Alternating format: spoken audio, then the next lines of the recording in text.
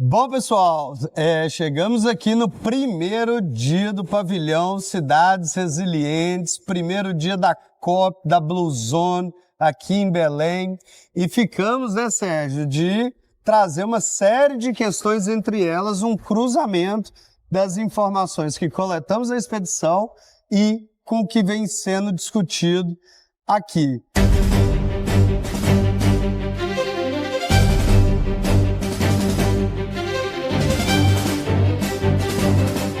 E hoje eu queria adiantar algumas questões antes da gente entrar no pavilhão propriamente dito, porque aqui é o nosso boletim diário, então a gente faz um resumo de tudo que aconteceu.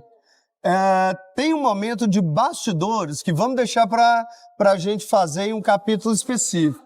Mas hoje teve fala do presidente Lula em relação à agenda da adaptação, em relação à necessidade de ser agora a COP da verdade. Tivemos também a cúpula da alta liderança dos bancos internacionais e dos agentes multilaterais para discutir exatamente o financiamento climático vinculado aos projetos de adaptação, o que também foi bem interessante, porque eles querem trazer um resultado. Eu te confesso que ainda sinto um clima pesado em relação à saída do Trump, saída do dinheiro, e eu tô vendo um movimento deles se engajando nisso para tentar dar uma resposta e não ficar nessa frustração. Então eu destacaria esses dois pontos, a fala do Lula, a chegada na COP, na Blue Zone, o primeiro dia do nosso pavilhão que você vai contar pra gente. Mas, por último, eu só queria destacar agora de início os eventos que aconteceram no Paraná, na cidade de Rio Bonito. Teve um furacão, né, Sérgio? Que é um evento, tornado, né? Um tornado que não é característico do Brasil. Ele é característico daquela região da Flórida, do sul dos Estados Unidos, devido às condições tanto geográficas, relevos e posição da latitude do planeta. Aqui, no sul do Brasil, isso não é comum. Foi um evento climático extremo em que, numa passagem de menos de uma hora, mais de 600 pessoas desabrigadas e, até onde a gente viu, 6 mortos. Zero de capacidade de resiliência, zero de cidade de resiliência, zero de anúncios e emergências para tirar a população, zero de qualquer backup de infraestrutura, de telecomunicação, de água, de esgoto. Foi uma tragédia. Então, assim, esse evento no Paraná é um evento climático extremo, relacionado a uma maior entropia do planeta, relacionado a uma maior densidade do planeta, e que é exatamente o que nós estamos falando aqui. Só que o reflexo foi o oposto. Então eu queria deixar destacado isso, porque além da agenda política, nós temos uma agenda do IPCC da Ciência e do Clima, que hoje, o evento no Paraná, esses dias, chamou atenção, colocou em holofote tudo isso, Sérgio. Muitas vezes, Thiago, quando a gente vivencia esses momentos críticos, esses eventos climáticos extremos, a gente se dá conta de tudo aquilo que a ciência e os estudos já estão trazendo. Então, no caso do Brasil, nós temos uma situação extremamente frágil, porque, segundo os levantamentos, mais de 85% dos municípios não tem nenhum tipo de plano de ação, um planejamento para lidar com esses eventos climáticos extremos. Então, isso me parece um dado extremamente preocupante. Por outro lado, nós temos um levantamento também de algumas instituições internacionais que indicam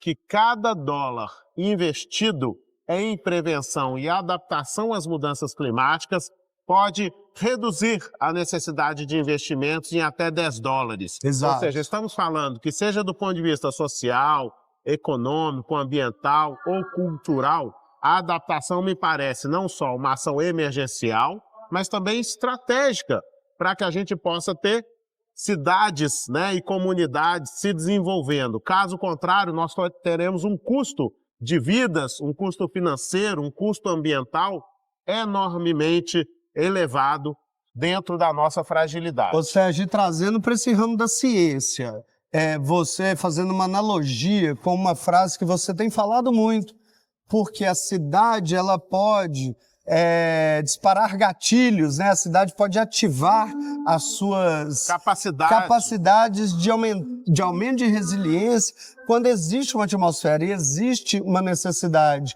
E eu posso afirmar para vocês que o planeta também tem esses gatilhos, o sistema climático e a nossa biosfera também tem esses gatilhos, porque quando você aumenta uma concentração de gás de efeito estufa, você adensa uma massa de um sistema, em teoria, fechado, que é o planeta Terra. Claro que o contato com o universo é um sistema fechado.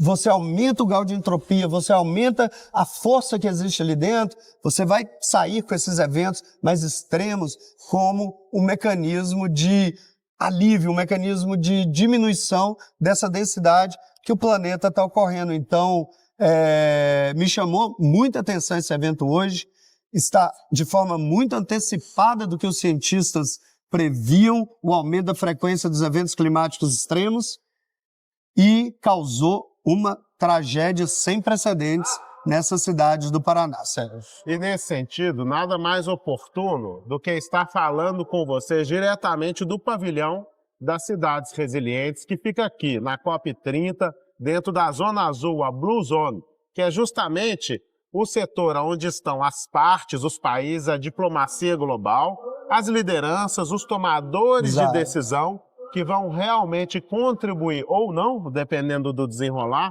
com essa agenda de implementação. Então você colocou hoje, Tiago, muito claramente de que a prioridade, não só anunciada previamente pelo presidente da COP30, o embaixador André Correia do Lago, seria da adaptação e da implementação. Estamos aqui hoje no nosso pavilhão de cidades resilientes, no nosso primeiro dia, e eu posso destacar algumas ações-chave que nós já vivenciamos que eu gostaria de compartilhar. Bom, a programação hoje já foi muito interessante, né? Saindo um pouco dessa atmosfera ruim, a programação do pavilhão, hoje foi a abertura do pavilhão Cidades Resilientes, foi o lançamento, fizemos a abertura e já teve a programação, foram 6 painéis já hoje, conta um pouquinho pra gente. Exatamente, né? Tivemos uma abertura institucional, onde estava toda a nossa delegação formada pelo Instituto Bem Ambiental, pelo Conselho de Arquitetura e Urbanismo, pelos representantes do Conselho Federal de Química e pelo Grupo MIR, né? Além de outros parceiros de conteúdo que vieram aqui também ao pavilhão Cidades Resilientes. Mas o mais incrível é que enquanto todos esses parceiros e toda essa delegação se encontram para o lançamento do pavilhão Cidades Resilientes, nós temos pessoas de todas as partes do mundo que vêm, claro, buscando em torno desse título, resiliência urbana, articular, construir um diálogo. Sim. Então tivemos pessoas de Israel, da França, da Bélgica, da Holanda, do Reino Unido, tivemos também representantes de Angola, e todos esses buscando uma articulação, uma troca de experiências. E mais especificamente da nossa programação hoje, depois da abertura, nós tivemos uma mesa que eu considero muito importante e que se articula com a temática de hoje, que foi a mesa do financiamento urbano conectado ao desenvolvimento sustentável, conectado aos objetivos do desenvolvimento sustentável. Exato. Né? E tivemos a presença, então, do Léo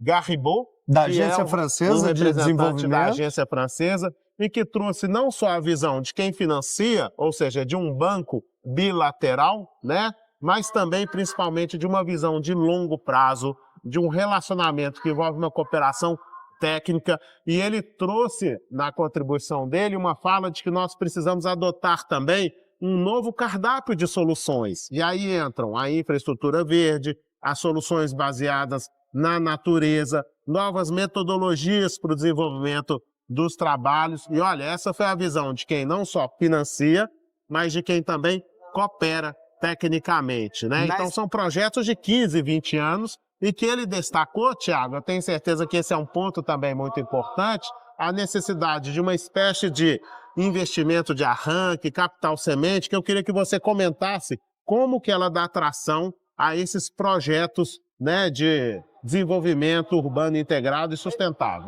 Eu só queria destacar porque nós já tínhamos, durante a expedição, nós falamos isso várias vezes, né?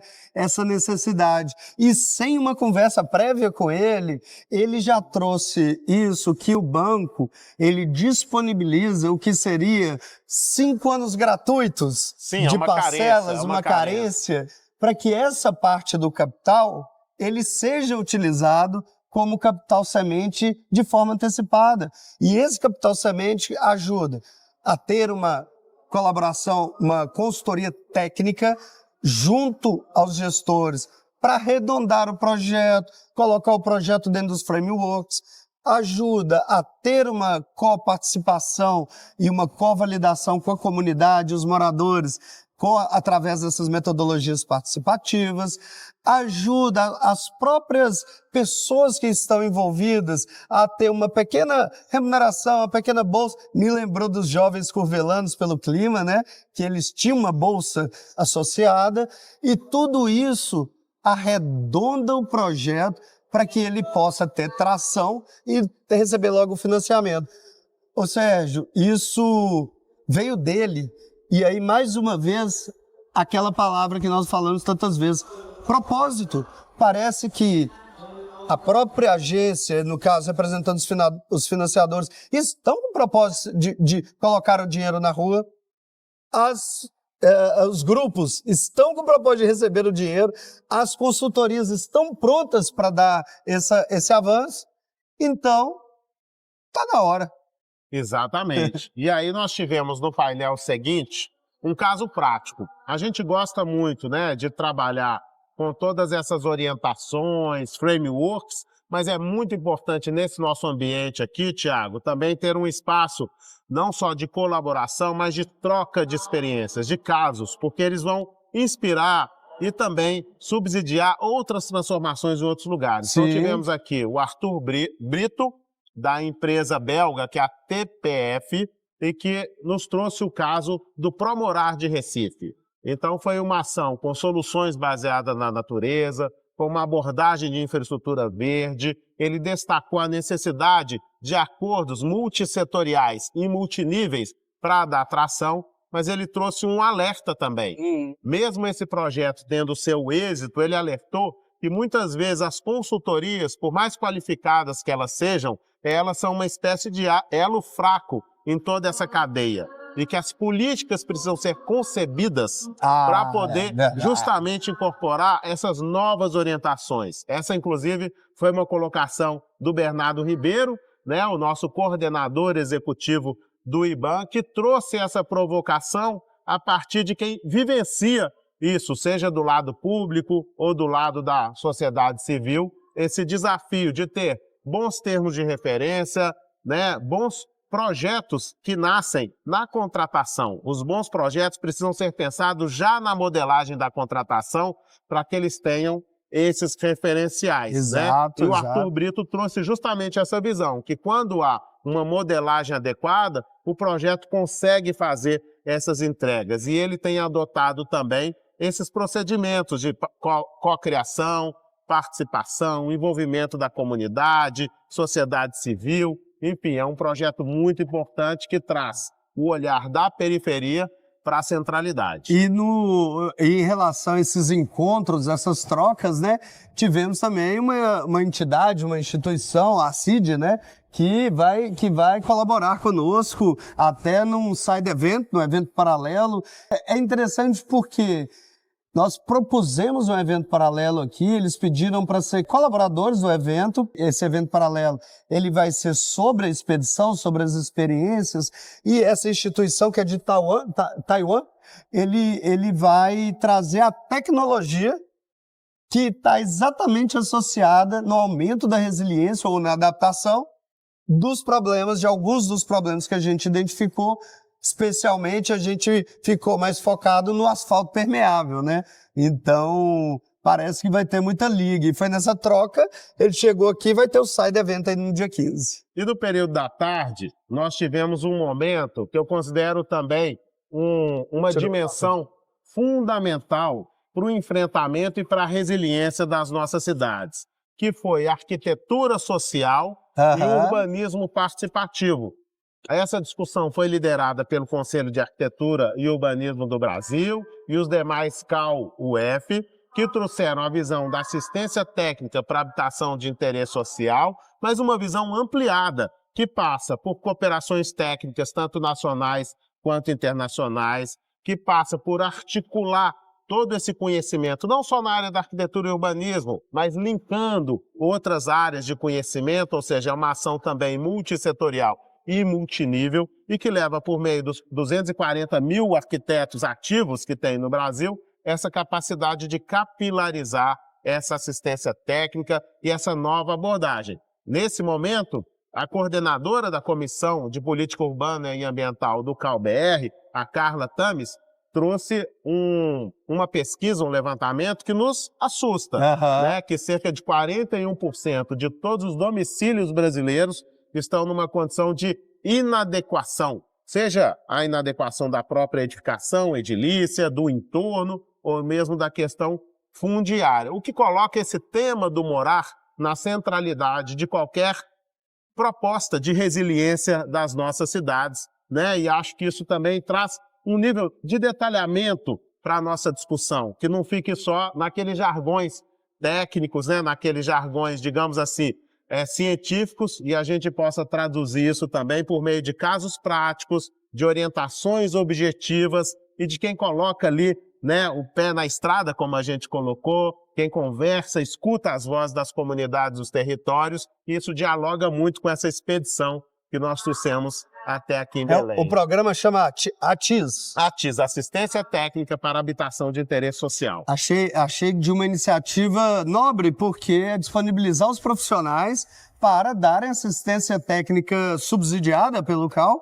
para as famílias e grupos vulneráveis. Não só pelo CAU, nós já temos uma lei política federal, nacional, né, que lida, né, com essa política da assistência técnica no campo da engenharia e da arquitetura, mas, claro, precisa que agora os estados e os municípios não só regulamentem, mas destinem recursos para que as famílias de baixa renda possam contar com essa assistência técnica. Então, nós teremos não só construções mais econômicas, mais seguras, né, recursos que normalmente uma família de baixa renda não consegue acessar, e que, claro, né, apoiada pelo Estado, seja ele município, Estado ou federação, pode ter acesso a esse serviço que é fundamental para reduzir a vulnerabilidade. Exato, você matou com o meu comentário final, reduzir a vulnerabilidade daqueles grupos que são os mais vulneráveis e que pouco contribuíram para a situação que nós temos agora.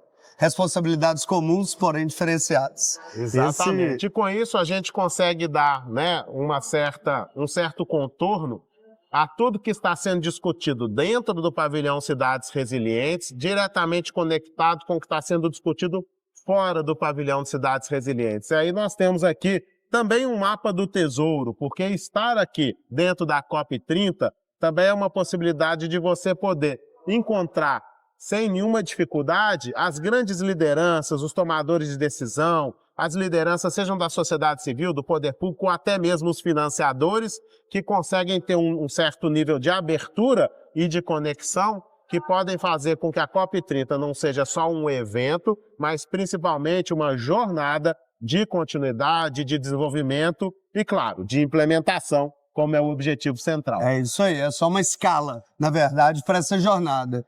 Bom, esse é o boletim diário. Antes vocês tinham o diário de bordo durante a expedição. As vozes das comunidades. As vozes das comunidades. E esse agora é o boletim diário da COP30 que vocês vão ter. Dia 10/11, boletim número 1.